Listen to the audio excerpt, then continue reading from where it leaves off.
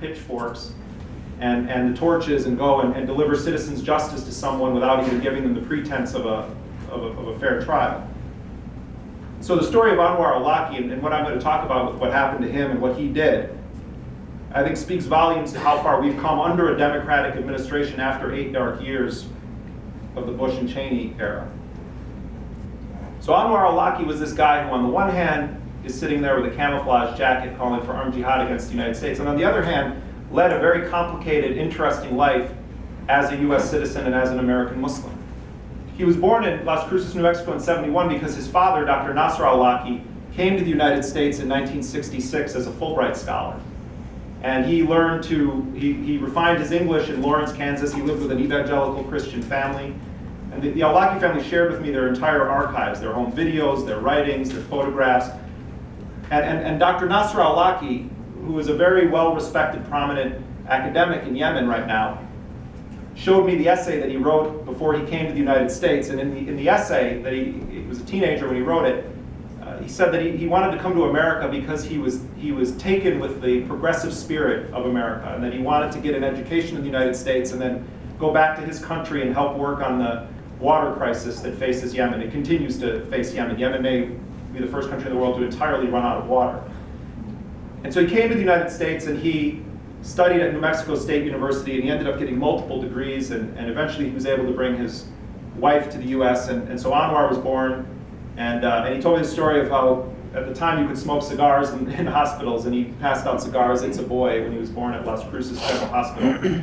And they wanted to raise Anwar, if not in the United States, they wanted to raise him as an American, and for the first 7 years of Anwar al-Awlaki's life, he went to the YMCA to go swimming, take swimming lessons. He went to public schools. They visited Disneyland, and his first language was English. When he was 7, the family moved back to Yemen, where Nasr al-Awlaki became a government minister and started a Department of Agricultural Engineering at the University of Sana'a, and he worked closely with USAID and other officials from the US government. And Anwar went to a school in Yemen that was an international school that his father and some colleagues had set up, and they taught in both English and Arabic, and the elite of the elite in the country went to that school. And Anwar al-Awlaki attended this school in Sana'a, the capital of Yemen, with the children of the dictator Ali Abdullah Saleh. And some of the kids that he went to school with would later go on to be the Yemeni proxies that the US worked with to try to kill Anwar al-Awlaki. And when he graduated from high school, his father and some officials from the US government facilitated him getting a scholarship. And so he went to university in Colorado.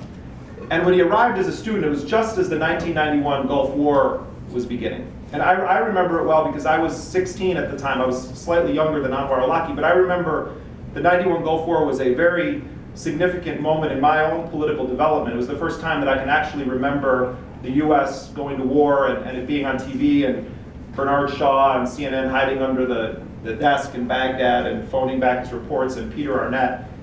And Anwar al-Awlaki became politicized around that war and started going to anti-war meetings.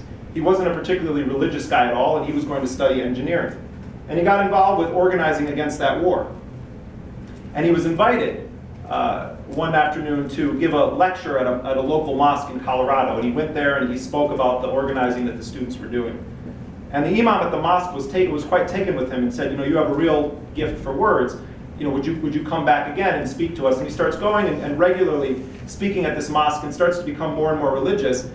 And he ultimately decides that what he wants to do in life is to become an imam and a cleric. And he ends up studying Islamic scholarship and becoming an imam, first in Colorado, later in San Diego. And then in 2001, he was an imam at a large mosque in Virginia, in Falls Church, Virginia.